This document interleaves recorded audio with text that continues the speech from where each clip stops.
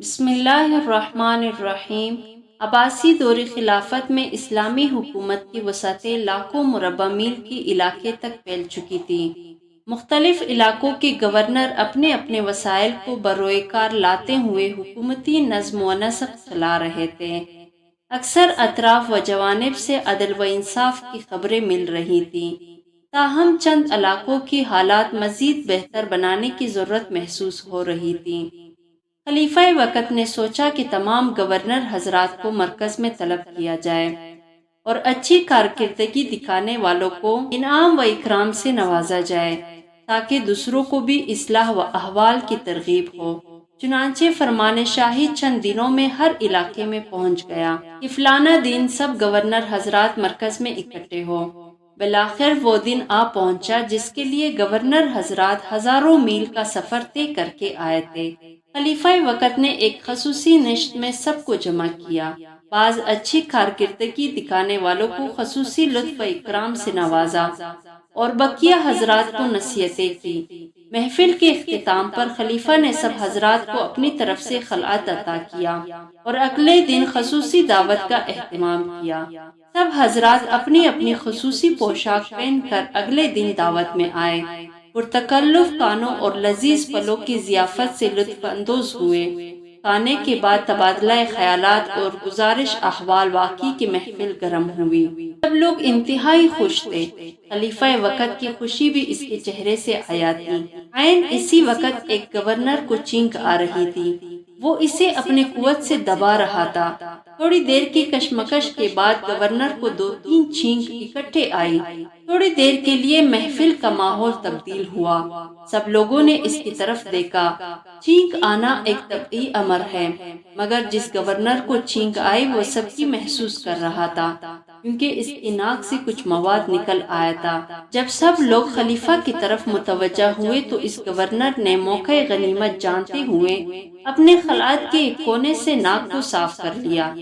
اللہ تعالیٰ کی شان کی عین اس لمحے خلیفہ وقت اس گورنر کی طرف دیکھ رہا تھا۔ جب اس نے دیکھا کہ اس کے عطا کردہ خلعت کے ساتھ ناک سے نکلے ہوئے مواد کو صاف کیا گیا ہے تو اس کی غصے کی انتہا نہ رہی۔ خلیفہ نے گورنر کو سخت ڈانٹا کہ تم نے خلعت شاہی کی بے قدری کی اور سب لوگوں کے سامنے اس سے خلعت واپس لے لی، اسے دربار سے باہر نکلوا دیا۔ مجلس کی خوشیاں خاک میں مل گئی اور سب گورنر حضرات پریشان ہو گئے کہ کہیں ان کا حشر بھی اس جیسا نہ ہو۔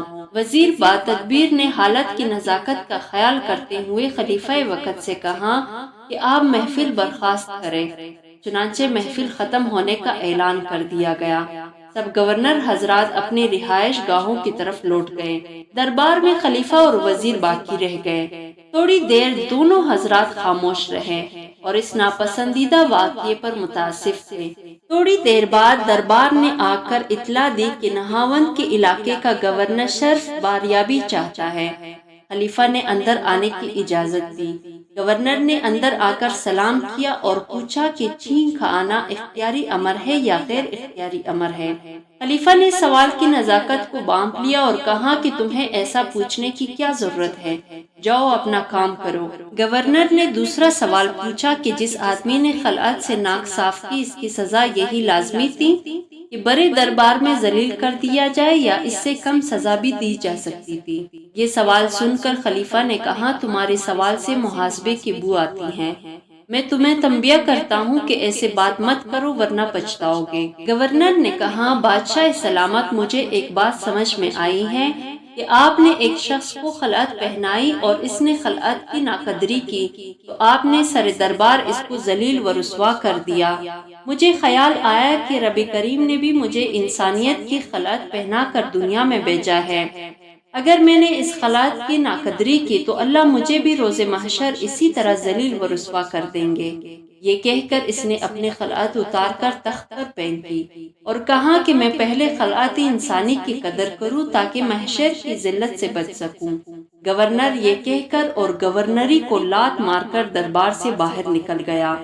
باہر نکل کر سوچا کہ کیا کروں، تو دل میں خیال آیا کہ جنید بغدادی کی خدمت میں جا کر باطنی نعمت کو حاصل کرنا چاہیے۔ حضرت جنید بغدادی رحمۃ اللہ علیہ کی خدمت میں پہنچے تو کہا کہ حضرت آپ کے پاس باطنی نعمت ہے، آپ یہ نعمت عطا کرے، چاہے اس کو مفت دے دے یا چاہے تو قیمت طلب کرے۔ حضرت نے فرمایا کہ قیمت مانگے تو تم دے نہیں سکو گے، اور اگر مفت دے دی تو تمہیں اس کی قدر نہیں ہوگی۔ گورنر نے کہا پھر آپ جو فرمائے میں وہی کرنے کے لیے تیار ہوں۔ حضرت جنید بغدادی رحمۃ اللہ علیہ نے فرمایا کہ یہاں کچھ عرصہ رہو، جب ہم دل کے آئینے کو صاف پائیں گے تو یہ نعمت القا و عطا کر دیں گے۔ کئی ماہ کے بعد حضرت نے پوچھا کہ تم کیا کرتے ہو؟ عرض کیا فلاں علاقے کا گورنر رہا ہوں۔ فرمایا اچھا جاؤ بغداد شہر میں کندک کی دکان بناؤ۔ گورنر صاحب نے شہر میں کندک کی دکان بنا لی۔ ایک تو کندک کی بدبو اور دوسرے خریدنے والے عامت الناس کی بحث و تکرار سے گورنر صاحب کی طبیعت بہت بیزار ہوتی۔ چار و ناچار ایک سال گزرا تو حضرت کی خدمت میں عرض کیا، حضرت ایک سال کی مدت پوری ہو گئی ہے۔ حضرت جنید بغدادی رحمۃ اللہ علیہ نے فرمایا اچھا تم دن گنتے رہے ہو، جاؤ ایک سال دکان اور چلاؤ۔ اب تو دماغ ایسا صاف ہوا کہ دکان کرتے کرتے سال سے زیادہ عرصہ گزر گیا، مگر وقت کا حساب نہ رکھا۔ ایک دن حضرت نے فرمایا گورنر صاحب آپ کا دوسرا سال مکمل ہو گیا۔ عرض کیا پتہ نہیں۔ حضرت نے کشکول ہاتھ میں دے کر فرمایا کہ جاؤ بغداد شہر میں بھیک مانگو۔ گورنر صاحب حیران رہ گئے۔ حضرت نے فرمایا اگر نعمت کی طلبگار ہو تو حکم کی تعمیل کرو، ورنہ جس راستے سے آئے ہوں ادھر سے واپس چلے جاؤ۔ گورنر صاحب نے فوراً کچکول ہاتھ میں پکڑا اور بغداد شہر میں چلے گئے۔ چند لوگوں کو ایک جگہ دیکھا اور ہاتھ آگے بڑھایا کہ اللہ کے نام پر کچھ دے دو۔ انہوں نے چہرہ دیکھا تو فقیر کا چہرہ لگتا ہی نہیں تھا، لہٰذا انہوں نے کہا کہ کامچور شرم نہیں آتی مانگتے ہوئے، جاؤ محنت مزدوری کر کے کھاؤ۔ گورنر صاحب نے جلی کٹی سن کر غصے کا گھونٹ پیا۔